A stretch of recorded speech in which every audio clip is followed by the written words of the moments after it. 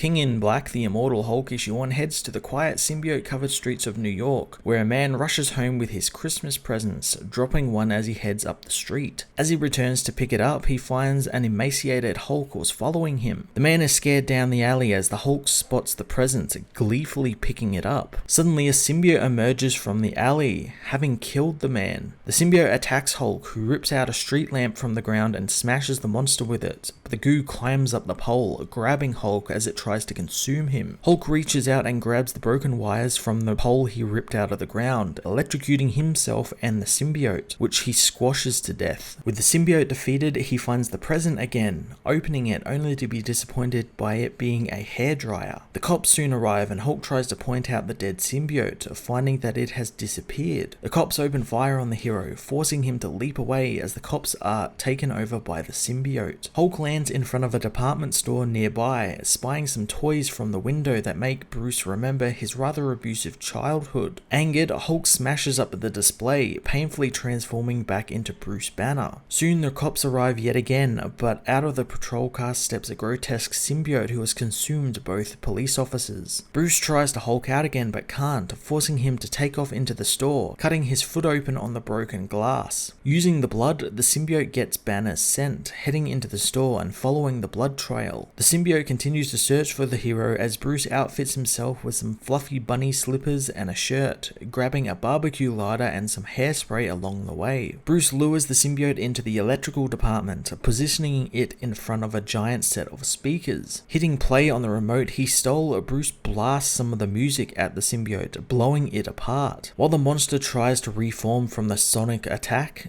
Bruce calmly clicks on the lighter and sprays the hairspray into it, creating a flamethrower which burns away the wounded symbiote, killing it for good. With the monster dealt with, Bruce heads to the exit, but along the way he spots a store directory. Looking up something, Bruce manages to Hulk out again, letting Hulk play with all of the toys in the kids department. King in Black, the Immortal Hulk issue 1 was a wonderful Hulk issue as much as it was a King in Black tie-in, being it really was the first tie-in that actually is set during the fall of New York. I love what Al Ewing did here, using absolutely no words to tell the story and allowing Aaron Kruder's wonderfully fun and at times quite grotesque art to do all of the talking and tell the story of Hulk fighting some symbiotes and having his own little Christmas. I thoroughly enjoyed following Hulk in his quest for presents, as well as a look at more of his abusive childhood, again tying it back to what Ewing is doing with his Immortal Hulk ongoing in a rather sad way. As I said before, Kruder's art is at times grotesque, but in a good way. I loved Hulk's bloody transformation back into Bruce, as well as at times how Hulk reminded me of a Titan from Attack on Titan, with his huge smile and emaciated look. It was wonderfully different than what I was expecting this issue to be, and I enjoyed every page of it. I'm going to give this issue a 10 out of 10.